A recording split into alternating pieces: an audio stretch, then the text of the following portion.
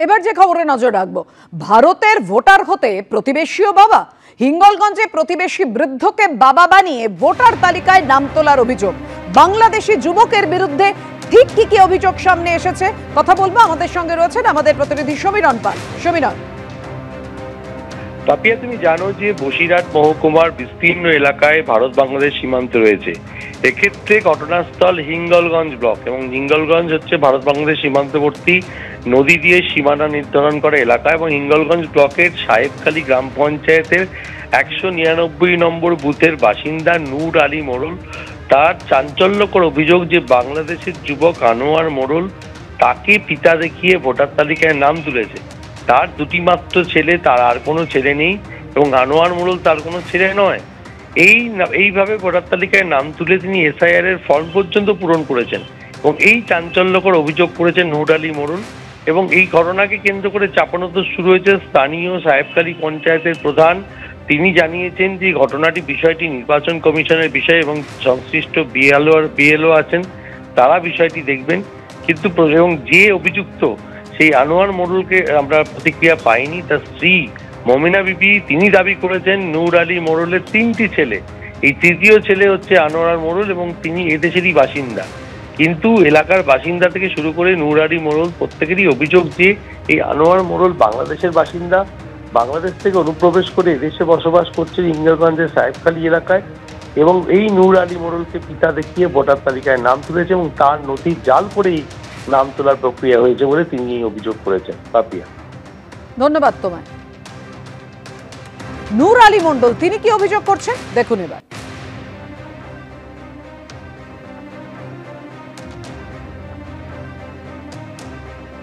কোন কোন ছিল আপনার? আমার রহমান মোড়ল, বাবুর আলী মোড়ল। আর একটা ছিলে? আর নেই। কিন্তু ওনার বাড়ি কোথায় ছিল? বাড়ি বাংলাদেশে। আমি ও বাতিল হোক অভিযোগ জানিয়েছো এখানে? বলেছো? হ্যাঁ, আমি বলেছি, কিন্তু হয়নি না। না। আপনারা শুনলেন নূর আলী মণ্ডলের তার বক্তব্য। এবার অভিযুক্তের ছেলে কি বলছেন শুনুন। কয় ভাই আপনারা? 2 ভাই। কিন্তু কয় ভাই হয়েছে এখন? আমি শুনছি 3 ভাই, তারপর বলতে পারবো না। বাংলাদেশ যাতে বাতিল হয় তাই করুন। কিন্তু দেখালে কি করে? কোথায় বাড়ি ছিল না? ওনার বাড়ি ছিল বাংলাদেশে। আপনার বাবার নাম? নূর আলী মোড়ল। আমরা 2 ভাই যাতে আছে সেইটা থাকবো। কিন্তু আনোয়ারের স্ত্রীর দাবি আনোয়ার মোড়ল এদেশেরই বাসিন্দা। সত্য না। এটা কি মিথ্যে বলছে? মিথ্যে বলছে। কত বছর আপনারা থাকেন এখানে? আমি এখানে তো সেই ছোটবেলাতে এখানে জন্মে, এখানে সবকিছু। আপনার স্বামী? আমার তো স্বামীও এখানে থাকে। দিয়েছে? বাণী দিয়েছে বললি তো ওরা মিথ্যে বলছে। তিনি কিন্তু নির্বাচন কমিশনের কাছে অভিযোগও করেছেন। যদি নির্বাচন কমিশনের কাছে অভিযোগ করেন তা ওনারাই করুন। আমাদের যেটা সত্য আমি সেটাই বলছি। প্রথম থেকে অনুপ্রবেশকারী ভুয়ো ভোটার নিয়ে একাধিক অভিযোগ তুলেছিলেন বিরোধী দলনেতা শুভেন্দু অধিকারী। এক্ষেত্রে বিজেপির ঠিক কি অভিযোগ রাখবো আপনাদের সামনে, পাশাপাশি দেখাবো প্রধান তিনি কি বলছেন। ভুয়ো ভোটার কার্ড হলে দেখার দায়িত্ব নির্বাচন কমিশন। দেখুন, যিনি বিএলও আছে তিনি সবটাই বলতে পারবেন, কারণ আমার পক্ষে তো একটা গ্রাম পঞ্চায়েতের প্রধান হিসেবে প্রত্যেকটা বুথে তো খোঁজ রাখা সম্ভব নয়, কারণ এটা কেবলমাত্র নির্বাচন কমিশন বিএলওদেরকে দায়িত্ব দিয়েছেন। বিএলও সেটা পুরোপুরি তদন্ত করে দেখবেন, তার যদি কোনো রকম সন্দেহ প্রকাশ হয় তিনি সেটাই ব্যবস্থা নেবেন। এ বিষয়ে নির্বাচন কমিশন যথাযোগ্য ব্যবস্থা নেবে। যেহেতু শুনেছি যে উনি বাংলাদেশি শুনেছি, এখন ডুপ্লিকেট বাবা সাজিয়েছে নূর আলী মোড়লকে আনোয়ার মোড়ল। হ্যাঁ, সবই পাই, সবকিছু পাই। আমি চাই এটা তদন্ত হোক কমিশনারের কাছে, সঠিক তদন্ত জেনে কমিশনাররা যে ব্যবস্থা নেবে সেই ব্যবস্থা তদন্ত হোক। এসআইআর এর উদ্দেশ্য ভোটার তালিকা ঝাড়াই বাছাই, কিন্তু নির্বাচন কমিশনের তরফে বিভিন্ন সময়ে যেসব পরিসংখ্যান দেখানো হচ্ছে তাতে বিভিন্ন মহলে প্রশ্ন উঠছে, এসআইআর প্রক্রিয়া স্বচ্ছভাবে হচ্ছে তো? এসআইআর প্রক্রিয়ায় গরমিল ধরতে নির্বাচন কমিশন নানা পন্থা নিয়েছে, তৈরি হয়েছে স্পেশাল টিম। তবে প্রশ্ন উঠছে, এরপরও কি নির্ভুল ভোটার তালিকা তৈরি করতে পারবে কমিশন? স্বচ্ছ ভোটার তালিকার স্বার্থে চলছে এসআইআর। জাল ভোটাররা যাতে নির্বাচন কমিশনের জালে আটকে যায় সেজন্য নিত্য নতুন পন্থা বার করছে কমিশন। কিন্তু তাতেও এসআইআর এর আসল উদ্দেশ্য সাধন হবে কি? সোমবার নির্বাচন কমিশনের দেওয়া পরিসংখ্যান অনুযায়ী রাজ্যের 2208টা পোলিং স্টেশন থেকে সমস্ত পূরণ করা এনুমারেশন ফর্ম ফেরত চলে এসেছিল, যা দেখে অনেকেই প্রশ্ন তোলেন, কারো মৃত্যু হয়নি, কেউ অন্যত্র যায়নি, এটা কি আদৌ সম্ভব? যার জেরে প্রশ্ন ওঠে নির্বাচন কমিশনের তত্ত্বাবধানে চলা এসআইআর প্রক্রিয়া নিয়ে। তবে নির্বাচন কমিশন এ নিয়ে রিপোর্ট চাওয়ার পরই অবশ্য এই সংখ্যা বদলে গেল। কমিশন সূত্রে খবর, মঙ্গলবার জেলা থেকে যে রিপোর্ট এসেছে সেখানে দেখা যাচ্ছে সমস্ত ফর্ম ফেরত এসেছে এ রাজ্যে এমন পোলিং স্টেশনের সংখ্যা 2208 থেকে কমে হয়েছে 480। এত ঘন ঘন সংখ্যা বদল কেন? অথচ এসআইআর প্রক্রিয়ায় গরমিল ধরতে নির্বাচন কমিশন নানা পন্থা নিয়েছে। যেমন আধার কর্তৃপক্ষের কাছে মৃত ব্যক্তিদের তথ্য চাওয়া হয়েছে, মৃত্যুর পর কাদের রেশন কার্ড বাতিল হয়েছে তা খতিয়ে দেখা হচ্ছে, মৃত্যুর পর কারা রাজ্য সরকারের সমব্যথী প্রকল্পের সুবিধা নিয়েছে সেই তথ্য একত্রিত করা হচ্ছে। এমনকি ভোটার তালিকা যাচাই করে ভুয়ো ভোটার খুঁজতে এআই প্রযুক্তিরও সাহায্য নেওয়া হচ্ছে। তৈরি হয়েছে নির্বাচন কমিশনের স্পেশাল টিমও।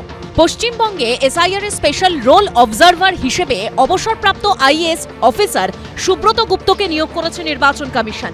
পাশাপাশি এসআইআর প্রক্রিয়ার জন্য 12 জন অভিজ্ঞ আইএএস অফিসারকে অবজারভার হিসেবে নিয়োগ করেছে নির্বাচন কমিশন। কিন্তু প্রশ্ন উঠছে, এরপরও কি নির্ভুল ভোটার তালিকা তৈরি করতে পারবে নির্বাচন কমিশন?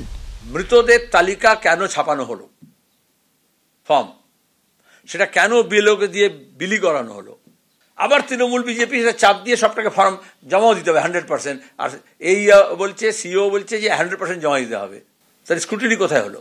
আমি যদি ভোটার লিস্টটাকে দুর্নীতি মুক্ত করতে চাই, স্যানিটাইজ করতে চাই, তাহলে যে এরার আছে সেটা তো বাদ দিয়ে শুরু করতে হবে প্রথমে। কোটি কোটি সাধারণ মানুষ এসআইআর প্রক্রিয়ায় অংশ নিচ্ছেন। তারা চান নির্ভুল ভোটার তালিকা তৈরি হোক, স্বচ্ছ ভোট হোক, ভোট চুরি কিংবা তালিকায় গরমিল যেন না থাকে। কিন্তু নির্বাচন কমিশন কি তা করতে পারছে? আগে যখন সামারি রিভিশন হতো, নির্বাচন কমিশন একটা বিধিবদ্ধ প্রসেসটাকে স্টেক হোল্ডার মানে পলিটিক্যাল পার্টি, অল পার্টির সঙ্গে আলোচনা করে বলে দেয়। প্রত্যেক দিন নতুন নতুন কথা বেরোচ্ছে বা নোটিফিকেশান হচ্ছে, একটা অনেক সময় মৌখিক অনেক ইনস্ট্রাকশন আসছে। ইলেকশন কমিশন যে এখনো চূড়ান্তভাবে দিশাহীনতায় ভুগছে তা নিয়ে কারুর মনে সন্দেহ নেই। তৃণমূল কংগ্রেস এসআইআর হতেই দেব না, এসআইআর করতেই দেব না। এসআইআর হলেই ওদের ভান্ডা সব ফুরে যাবে, সবকিছু বেরিয়ে পড়বে। সেই কারণে এসআইআরকে বন্ধ করো। ইলেকশন কমিশন যে প্রচেষ্টা নিয়েছে সেই প্রচেষ্টা নজিরবিহীন এবং রাজ্যের ভোটার তালিকাকে অনেকাংশে সংশোধিত করতে, ভোটার তালিকাকে নিরপেক্ষ করতে নিশ্চয়ই এই ভোটার তালিকার সংশোধন এসআইআর কার্যকরী হবে। এদিকে নির্বাচন কমিশনের পরিসংখ্যান অনুযায়ী মঙ্গলবার সন্ধ্যে 6টা অবধি 47,06,902টি নাম বাদ যাওয়ার জন্য চিহ্নিত হয়েছে। এর মধ্যে মৃত ভোটার 22,45,861। খোঁজ মেলেনি 6,76,621 জন ভোটারের। 16,53,833 জন ভোটার অন্যত্র স্থানান্তরিত। 1,07,781 জন ডুপ্লিকেট ভোটার এবং 22,806 জনের নাম অন্য কারণে বাদ গেছে। কৃষ্ণেন্দু অধিকারী, দীপক ঘোষ ও ঐশী মুখোপাধ্যায় রিপোর্ট, এবিপি আনন্দ। এবিপি আনন্দ, এগিয়ে থাকে, এগিয়ে রাখে।